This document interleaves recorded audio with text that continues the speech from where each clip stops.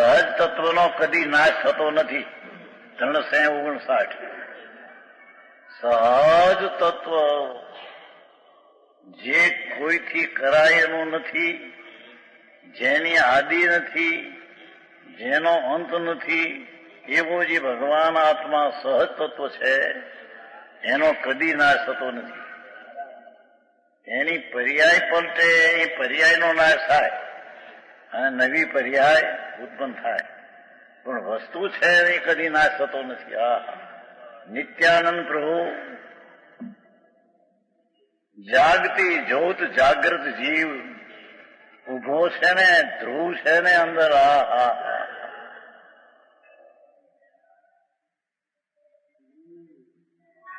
ત્યાં નજર ને કરને, જ્યાં ધ્રુવ પડી છે, જાગતી ચીજ પડી છે.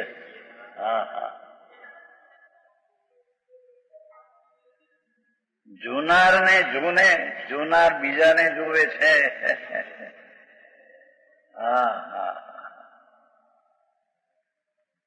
જોનાર જે ચૈતન છે તેને જુને. એ સહજ તત્વ છે, નાશ થતો નથી. ભાષા એ નહીં, એને ભાવમાં એને પાસું થવું જોઈએ. તે મલિન થતું નથી. સહજ તત્વ જે વસ્તુ જ્ઞાય ભાવ દ્રઢ તે કદી મલિન થતું નથી.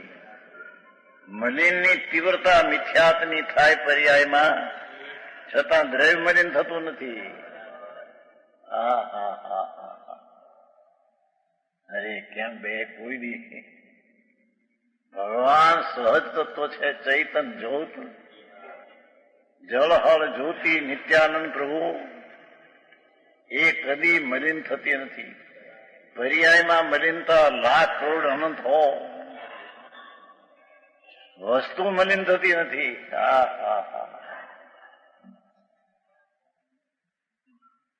નિરુદ્ધના અનંતા ભાવ કર્યા, એક શ્વાસમાં 18 ભાવ, એમાં 18 ભાવ, છતાં એની નિબુદ્ધની દશા અક્ષરને અંતમે ભાગે વિકાસ રહ્યો. પર્યાય વસ્તુ તો પૂર્ણ નિર્મળ છે. કેમ બેસે તે ટાણે પણ દ્રવ્ય જે સ્વભાવ છે તો નિર્મળ જ પરિપૂર્ણ છે.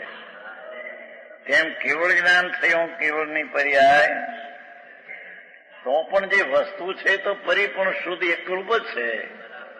એમાંથી નિર્મળ આવી પર્યાય કેવળ આવી માટે કઈ દ્રવ્યમાં કમી થઈ ગઈ.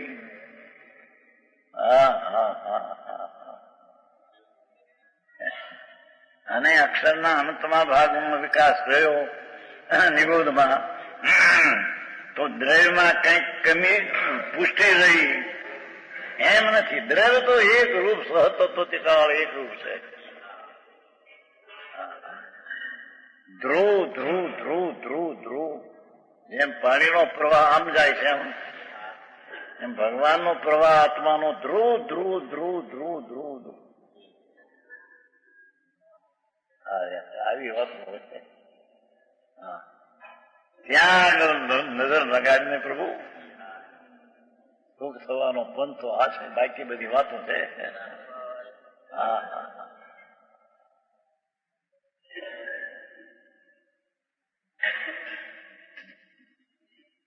તીર્થંકર જેવા જેને જન્મતા દેવો માનતા, જેની પાસે દેવો સાહેબી ખડી કરતા, ચક્રવર્તી હતા કેટલા તીર્થંકરો, 72.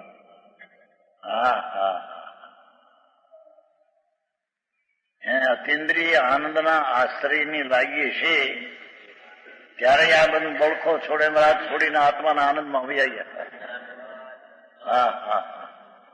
જેની સાહેબી ચક્રવર્તી તીર્થંકર, 96,000 ઈસ્ત્રી, 73,000 પાટણ, 48,000 નગર, 96 કરોડ ગામ, એક ક્ષણમાં જેના આનંદના આશ્રયને માટી છોડી. મારો નાથ આનંદ સ્વભાવથી ભરેલો, એ મેં જાણ્યો. હવે હું એના અનુભવ કરવા માટે વનમાં ચાલ્યો જાય છે. હા હા હા હા. એ કંઈક અંદર વિસ્મયતા અદ્ભુતતા લાગી છે ત્યારે આ બધું છૂટી છે ને. હા હા હા. ત્રણ લોકનો નાથ પરમાત્મા સ્વરૂપ પ્રભુ, જેમાં અનંતી આશ્ચર્યકારી ચમત્કારિક વિભૂતિ પડી છે. ભાઈ તને ખબર નથી. હા હા હા. એક સમયની વર્તમાન પર્યાય એની સમીપમાં અંતર પ્રભુ આખો મોટો બિરાજે છે. પર્યાય ઉપર છે, વસ્તુ અંતર અંદર છે, પર્યાયથી અંદર છે. હા, એવું સહતત્વ કદી મલિન થતું નથી, તેમાં ઉણપ આવતી નથી, ઉણપ ઉછપ થતી નથી કદી. એ તો પૂર્ણ આનંદનો નાથ, પૂર્ણ સ્વરૂપ ભગવાન કાયમ રહે છે.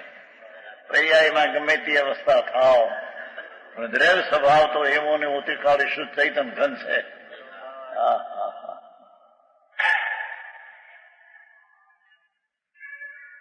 બહારના માધ્યમ આવે એને કઈ પૈસા મળે 2-5 કરોડ, ધ્યાન થઈને હા હા આપણે કમાણા રાત થયા, પાપ છે એકનો.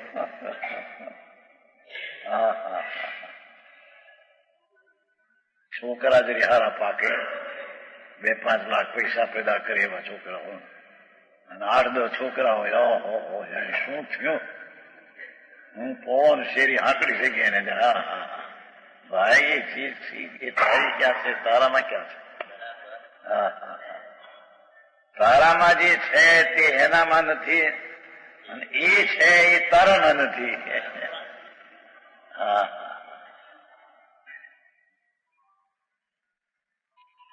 ચમત્કારિક ચૈતન્ય વસ્તુ ભગવાન અંદર. હા હા. એ કદી તેમાં ઊંડ પાવતી નથી. શરીરથી તે ભિન્ન છે.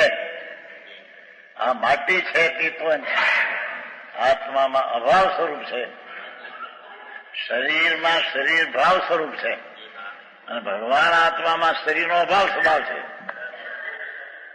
હા હા હા.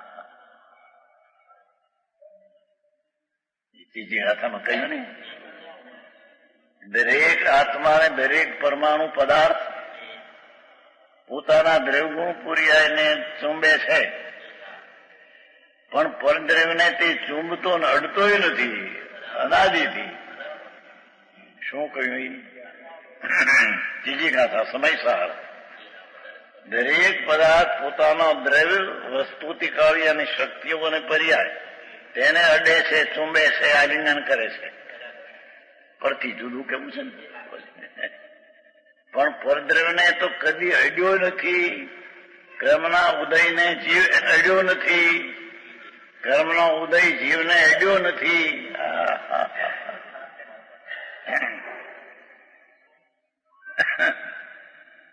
ખરેખર તો રાગ થાય છે એને કર્મ ઉદય છે એ અડ્યો નથી. ઉદય છે જળની પર્યાય છે, અને રાગ છે ચૈતન્યની વિકૃત અવસ્થા છે. એ રાગ અવસ્થા જળના ઉદયને અડતી નથી, તેમ જળનો ઉદય રાગને માં આવતો નથી, રાગને અડતો નથી ઉદય. આ શું છે? હા, એ શરીરથી તદ્દન ભિન્ન. ઉપસર્ગને અડતા, ઉપસર્ગ તેને અડતા નથી. શરીરમાં કોઈ ઉપસર્ગ આવે, ઘા વાગે, સર્પ કરડે, હા હા હા હા, તે સહજ તત્વ જ્ઞાન સ્વભાવ, તેને તે નડતા નથી ઉપસર્ગ. હા હા.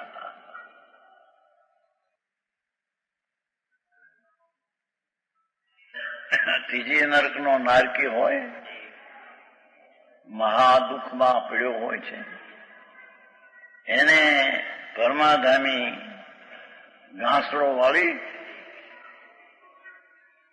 લોઢાના ધગધગતા હરિયાએ ગાંઠ બાંધે, અને ઉપર ઘણું ઉના મળે તો પણ તે તત્વને અડતું નથી કઈ કે છે એ સમજણ એને માન્યું છે. અરે એવા પ્રસંગમાં પણ કેટલાક જીવો એકદમ દ્રષ્ટિ ફેરવીને ગુલાટ ખાઈને અંદર પકડે છે આત્માને સમકી પણ જાય એમાં. એવા પ્રસંગમાં આ તો માણસ કે એમને કંઈક સગવડતા હોય, દીકરા રડતા શીખે, છોડીઓને ઠેકાને પાડી જાય, પછી કંઈક કરશું. હવે પછી કર્યું પછી રહેશે, પહેલું નહીં આવે કોઈ.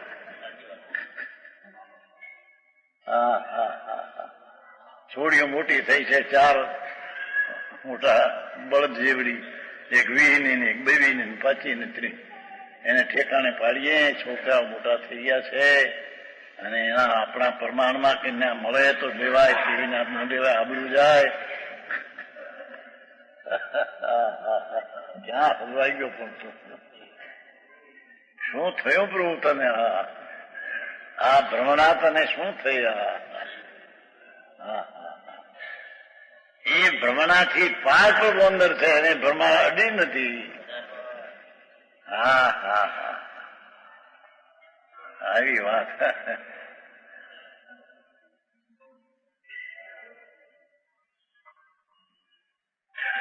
તરવાર તેને છેદતી નથી. ગીતામાં પણ એવું આવે છે, ન છેદંતી એ શ્લોક આવે છે. આત્મા છેદાય નહીં, ભેદાય નહીં, ખડાય એમ આવે છે શ્લોક.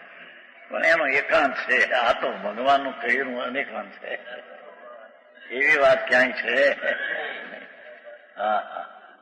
અંદર એક વસ્તુ છે, એ અનંત ગુણનો પિંડ છે, પાછા એમાં અનંત ગુણ છે, અને એક અનંત ગુણની એક સમયમાં અનંતી પર્યાય છે.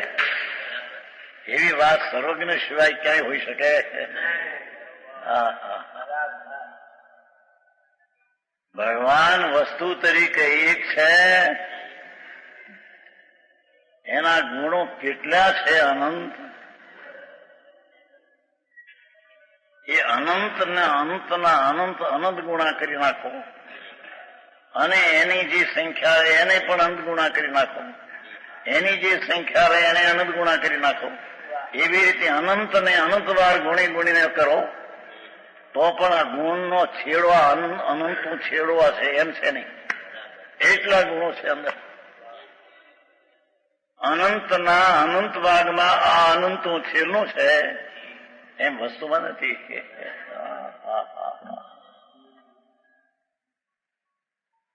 કેટલા ગુણો ભાઈ! આકાશના પ્રદેશ છે જેનો અંત નથી. આકાશ આકાશ આકાશ દૃશ્ય દિશા, ક્યાંય છેડો નથી, ક્યાંય અંત નથી. એની પ્રદેશની સંખ્યા એના કરતા ભગવાન એક આત્મામાં અનંતા ગુણો છે. એ નિજ સંપદાની એને ખબર નથી. આ ધૂળની બહારની જ્યાં 5-50 લાખ મળે, 1.5 લાખ કરોડ 2 કરોડ, ત્યાં તમે શ્રીમંત થઈ ગયા. ભગવાનના 1008 નામ છે ને આદિ પુરાણમાં, ભાઈમાં આશાધર 1008 નામ છે. એમાં પહેલું નામ શ્રીમાન છે. હે નાથ, આપ શ્રીમાન છો, આપ શ્રીમાન છો. આ બધા શ્રીમાન કરે છે, બધા ભિખારા છે. 1008 નામે ઇન્દ્રોએ ભગવાનની સ્તુતિ કરી છે. 1008 કેમ? અર્થકાર કરે છે કે 1008 કેમ?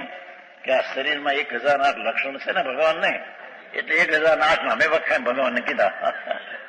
પહેલો પ્રભુ આપ શ્રીમાન છો. અનંતી ગુણની શક્તિઓ જે છે એ બધી આપને પ્રગટ થઈ ગઈ છે. લક્ષ્મીવાન છો આ પ્રભુ. જેટલા ગુણોની સંખ્યા અનંત એટલા ગુણોની પર્યાયમાં અનંત પર્યાય પર્યાય એક સમયની એટલી અનંત છે કે આ અનંતું આ અનંતું આ અનંતું આ અનંતું કરતા કરતા છેલ્લું અનંતું પર્યાયમાં આવે એવું છે જ નહીં. એટલી તો એક સમયમાં પર્યાય છે.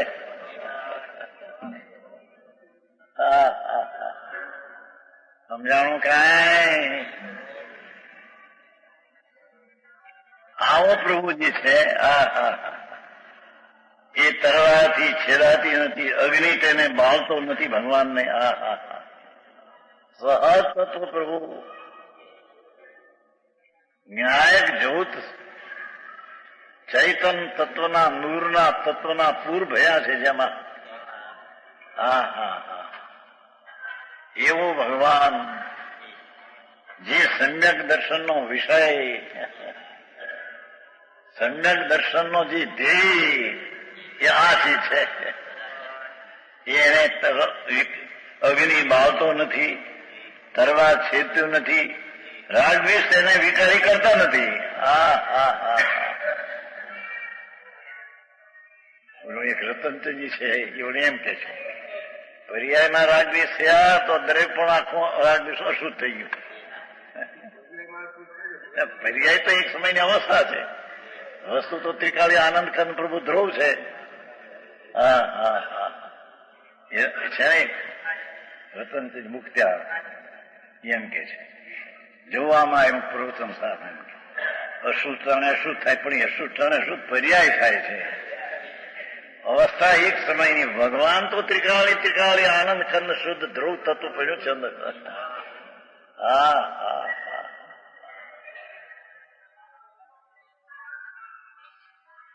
એના આશ્રયને દ્રષ્ટિ વિના મરી ગયો અનંતકાળથી. મુનિવ્રત ધાય અનંત બેર ગૃહે કુબજાયો. છઠ્ઠામાં આવે છે મુનિવ્રત 28 મૂળગુણ, પંચમહાવ્રત ચોખા, નિરતિ 4. અત્યારે તો એને માટે આટલી ચોખા કરીને ખાય એટલે જેના વ્યવહારના ઠેકાણા નથી. ઓલા તો 28 મૂળગુણ એવા ચોખા, નિરતિ 4, મુનિવ્રત ધાર અનંત બેર ગૃહે કુબજાયો. પણ આત્મ જ્ઞાન વિના લી સુખ ન પાયો. એ પંચમહાવ્રતના પરિણામ પણ દુઃખરૂપ ના આશ્રમ છે, દુઃખરૂપ છે. એ કેમ? એ દુઃખ ત્રિકાળી સ્વરૂપને અડ્યું નથી.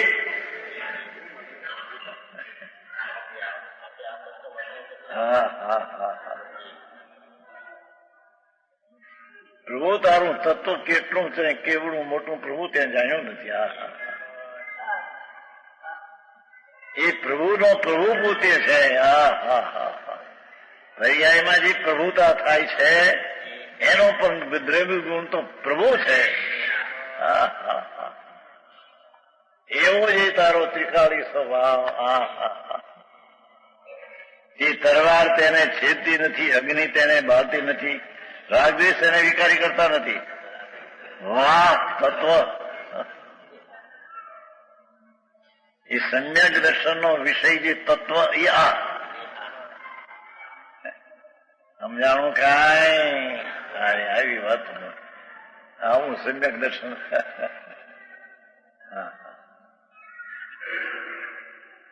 સમ્યક દર્શન એટલે સમ્યક સત્ય જેટલું જેવડું છે તેવું તેનું જ્ઞાન થઈને પ્રતીતિમાં, અનુભવમાં ભાષણ થવું, એનું નામ સમ્યક દર્શન કહેવાય છે.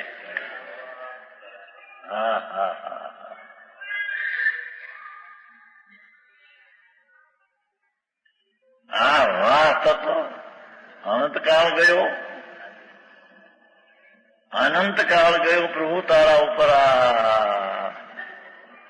નરકના, ત્યંચના, નિહોદના ભવ કરી અનંત ભવ થયા, અનંતકાળ ગયો તો પણ તું તો એવું ને એવું છે. હવે કેમ બે? વસ્તુ છે ને, તત્વ છે ને, સત્વ છે ને, મોજૂદગી ચીજ છે ને, મહા અસ્તિત્વ રૂપ આત્મા છે ને. એ મહાપ્રભુ જે અસ્તિત્વ રૂપ વસ્તુ છે અનંતકાળ ગયો, અનંતા ભવ થયા, એવું ને એવું છે. હા હા હા. અરે મૂળ વાત હતી અત્યારે ગુપ્ત થઈ ગઈ. બહારમાં આ કરો, વ્રત કરો, રપ્પા કરો, પરિમાણ જો અત્યારે એ થઈ ગયું અમારી ગયું બધા. હા હા હા.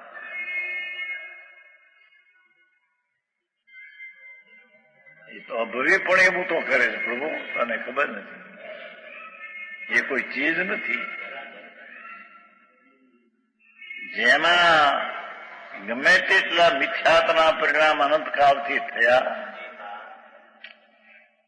છતાં તે વસ્તુમાં કંઈ થયું નથી. વસ્તુમાં વિભ્રમતા કે અલ્પતા કે અપૂર્ણતા આવી નથી. શું આથી તત્વ છે? ભાઈ